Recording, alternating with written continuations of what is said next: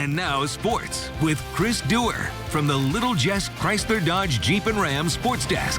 Well, one day deep into the Missouri State High School Golf Championships, and our northeast corner of the state is in line for potentially multiple titles by this time tomorrow night. And that, of course, includes Quinn Thomas of Hannibal here in Cape Girardeau this morning, trying to bookend his career with a state individual title, both as a frosh and now as a senior. Quinn got off to a wonky start today on number 10. He started on the back, but would rebound from double bogey on his first hole to open his round with a wonderful showing here, including this birdie on number 9 to wrap up a 1-under par round of 71. He currently sits in a three-way tie atop the leaderboard with Landon Banks of Poplar Bluff and Jonathan Jordan of Rolla. Again, we'll be monitoring Quinn's progress tomorrow as he tries to go for that second ever state title. Meanwhile, check out the Palmyra Panthers. After one set of rounds, Palmyra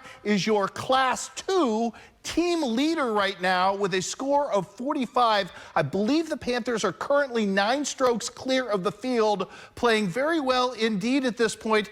I'll tell you what, great showings across the board.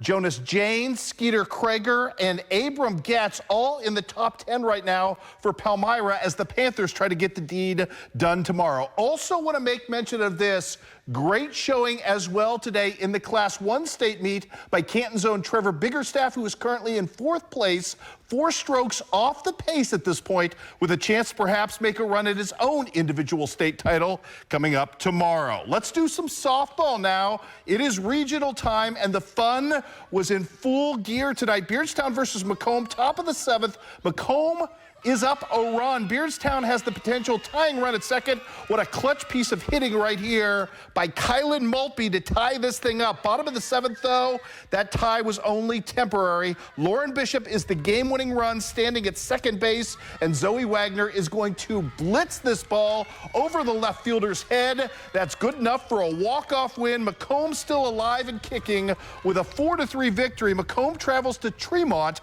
to face the host school in this regional on Tuesday in regional semifinal play. Other softball scores to pass along tonight. Pittsfield season, despite playing at home, gets dashed tonight by North Mac. 5-3 is your final. What a going out party for Rebecca Newpower, who went 3 for 4 at the plate with a home run and a ribby in her final swan song there. Also today, it was Brown County being felled by Unity. Unity moves on tomorrow in the Central Regional to take on Pleasant Hill. Also, Griggsville Perry felled by Winchester West Central as well in that complex. Up next for the Lady Cougars will be a showdown with Liberty on Tuesday at 4:30 in the regional semifinals. We had one regular season game to pass along as well. Pleasant Hill wrapped up their regular season with a loss to powerhouse Gillespie. Again, McKinley Lowe pitching very well in that contest as well. All right, regional baseball now. Rushville Industry trying to advance, taking on Griggsville Perry at home in this one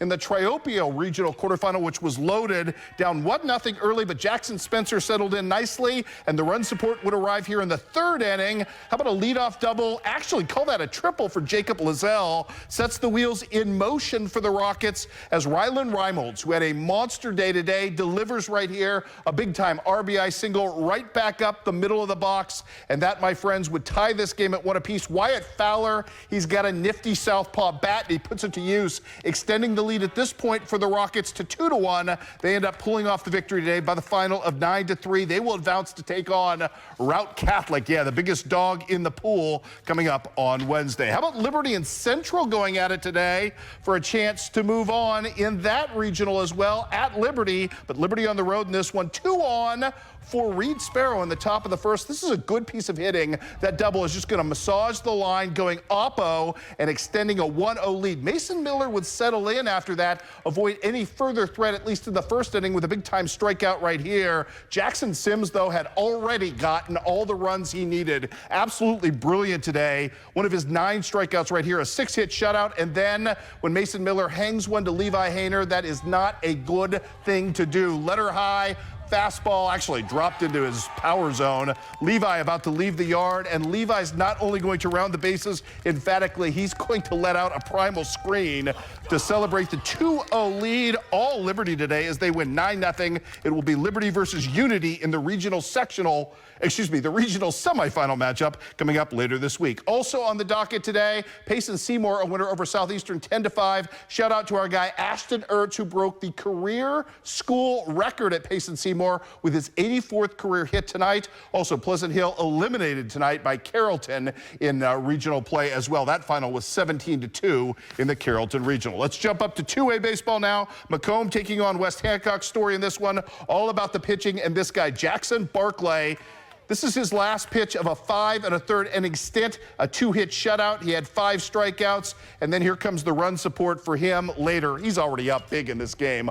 What am I talking about? It's 9-0, courtesy of this little sequence. Langdon Lambert going to hit a beautiful little shot out there. It's a double plus an error, extends him to third base, and then David Simmons going to step up and drive him home. All Macomb all the time in this contest as the Bombers end up winning this one by the final count of 10-0, thanks to a walk-off wild pitch. Also today, Quincy Notre Dame stays alive. They beat Beardstown by the final count of 10-4 to advance and move on to take on Sacred Heart Griffin Wednesday at 4:30 in the regional semifinal there as well.